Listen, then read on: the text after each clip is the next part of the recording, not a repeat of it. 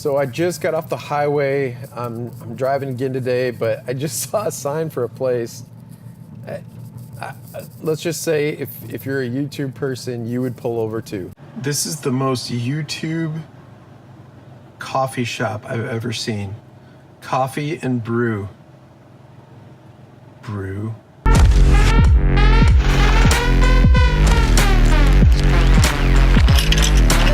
Roll the intro.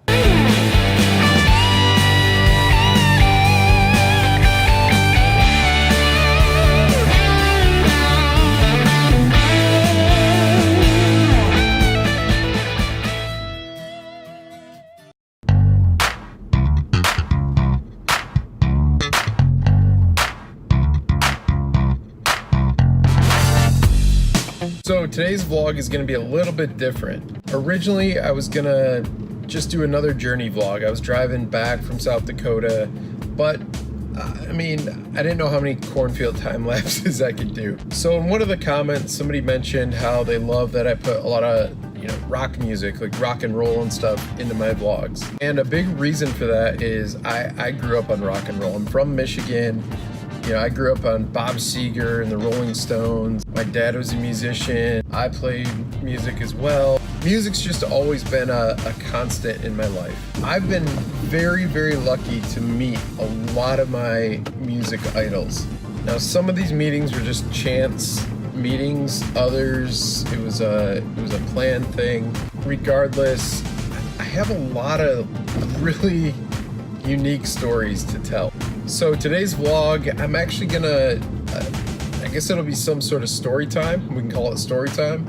And today's vlog is gonna be the story about the time I met Prince. Yes, that Prince, not Prince Harry, Prince, the artist.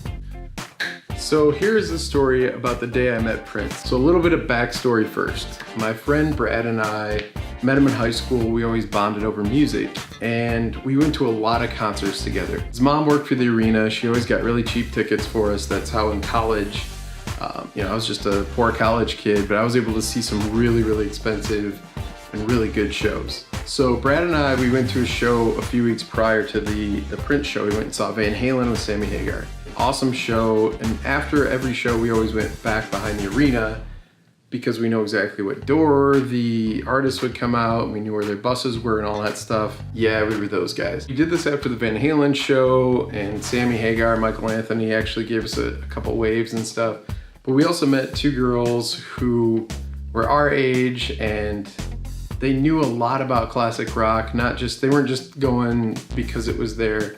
They were going because they really loved the music. We met Melissa, and I believe her friend's name was Julie? Was it Julie? Maybe it was Julie. I'm gonna go with Julie. So Melissa and Julie, we met them, and Brad said, hey, I can get us tickets to Prince in a few weeks. You guys wanna get together again and we'll all go? Yeah, we're in. So I was a little concerned because I'm like, well, I heard how much the tickets were, and we ended up getting tickets for like $12. In 2004, I spent $12 to see Prince live. So I was in. So we all go downtown, we have dinner first, excited about the show, and get to the show. Our seats, we were about 10 rows up from the stage. It was a center stage, and it had these, it was like a cross. It had all these little walkways going out into the crowd. We were 10 rows up so we could see the entire setup, but we were also close that we could see a lot of detail and everything. They were perfect seats. So Prince comes on stage, and it's just like, I've never seen anything like this before. I've seen a lot of concerts, and this was just like such a different level. Musicianship, the energy, the dance, just everything about it, the whole production. It was so perfect and so crisp. Prince, at this period in life, he was actually going hardcore Jehovah's Witness. He was part of Jehovah's Witness and was very adamant that he wasn't gonna play songs with profanity or with any kind of innuendos or anything like that. So yeah, he played like 2 songs. Totally kidding. He played songs, but it was a big jam session too. And this concert went on and on. It was a long show. So the show's over, everybody's leaving the arena. We go around back and we go to our normal normal spot behind the arena. This was prior to like really good cameras on cell phones and everything. I know my phone at the time was just a flip phone. I don't even think I could text on it at that point. Makes me feel very old saying that. So we're behind the arena and we see his bus. We know exactly where his bus is. And then we also see the entrance of where they come out.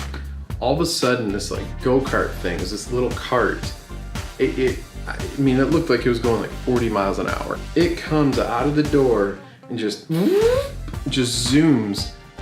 The bus door closes, he's on the bus, and it's starting to leave. So he's on the bus, and that was the glimpse of Prince we got. Story does not end there. So my friend Melissa, she decides to take out her disposable camera, which for some of you, you might not remember it, maybe you do. It's a little like, you know, the little wind up cameras. It was made out of cardboard. You would actually take it in to get developed. She pulls it out of her purse and she's gonna take a picture of the bus. When the bus leaves, it comes out of the arena kinda, and there's a curve, and then you can exit right to the highway. On that curve, that's kind of where we always hung out, because there's a fence there and everything. We respected the gates. We didn't try to jump gates or anything like that. Melissa gets her camera out to take a picture of the bus. All of a sudden, the bus just stops. Out comes one of the biggest human beings I've ever seen in my life. And he was sharply dressed. I remember that distinctively. He was very sharply dressed. He was wearing black sport coat, earpiece, the whole deal. He looks at us and he tells my friend Melissa, if you ever want to see that camera again, put it away right now. She did, obviously. I mean, somebody that big is telling you, yeah, you're gonna do it. She puts the camera away, and I questioned the guy. You know, I was young, in college, of course, we questioned everything. So I asked him, I'm like, she's just taking a picture of a bus. It's a big deal.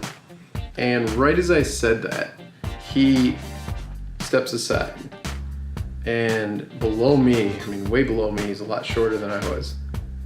The guy moves out of the way, and here's right in front of us, Prince. Like the artist, the guy we just saw perform, standing 2 feet in front of us. Everybody always talks about this aura, this weird air about Prince. It is 100% true. Instantly, you would think it'd be chaos. You think your brain would be, oh my gosh, it's Prince, oh my gosh, it's Prince, and all this stuff, and you think people would be screaming and all that, but there was us four in our group, and then there's 2 other people. So there's only like 6 people out there. Instead of this chaotic scene, for whatever reason, it was just like this, you know, this peaceful, calming, everybody just kind of relaxed. Because he was so cool, it kind of just like made us all cool. I remember, it was almost like I took mental B-roll of it. Like I was focusing on the details. So it was almost like I saw an eyebrow, and then I saw, you know, a hair follicle, and then I saw the pattern on his shirt, that kind of stuff. It was like I was taking this mental B-roll of Prince as he was making his way down the line. So he says hi to Julie, and he says hi to Melissa. Then he gets to me, gives me the pamphlet, and it's a Jehovah's Witness pamphlet, and actually shakes my hand and says, God bless you. Prince, my name is Brian. Really enjoyed the show. One of the coolest moments was right after we said that, all of a sudden he had that smirk. Like Prince had that smirk. If you've ever seen footage of him and stuff, he had this smirk. I can't do it, so I'm not even gonna try to attempt it, but you could just tell he knew, like, it was almost like him saying, like, I know you enjoyed the show. Obviously, I'm Prince. Like, I put on a show. I know you enjoyed the show. He says, I'm glad you enjoyed the show. He wasn't that cocky, but you could just see in the smirk, like, he knew. He moves on to my buddy Brad. He's you know, giving him a pamphlet, and all of a sudden, somebody behind us notices Prince, screams it, and probably like 10 other people started running over. Now, as they were kind of, you could just kind of feel the frenzy behind us. They were kind of pushing in a little bit. Somebody throws up popcorn in the air, and I remember one of the pieces landed in Prince's hair. So he kind of turned and did one of those. When he did that, we all saw the popcorn. We all turned around, and we turned back. David Copperfield gone. We all just stood there for a moment. What was amazing is not just Prince was gone, but that big security guard was gone. Like in that moment, and going like this, they had gotten on the bus and shut the door.